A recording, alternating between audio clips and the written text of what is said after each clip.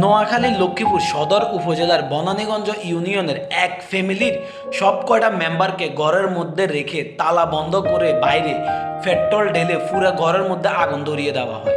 যা হোক কোনোরকমভাবে সব কয়টা বের হলেও একটা ছোট্ট বাচ্চা বের হতে পারে না, আয়শা 7 বছর বয়সের। সে ওখানেই দগ্ধ হয়ে মারা যায়।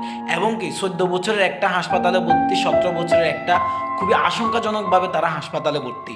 মানে রাজনীতির কোনো ইস্যু হলে ডাইরেক্ট মেরে ফেলে, যেমন ওসমান হাদিকে মেরে ফেললো। বাইরে আপনারা যদি রাজনীতি করেন, ঠিক আছে করেন, সমস্যা নেই, তো আপনারা কেন মানুষ মারতে হবে?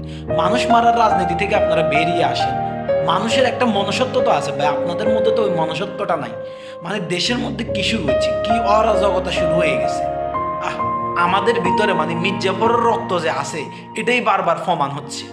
তা না হলে একটা সুস্থ মস্তিষ্কের মানুষ, একটা ভালো মনের মানুষ কখনো এই কাজটা করতে পারে না।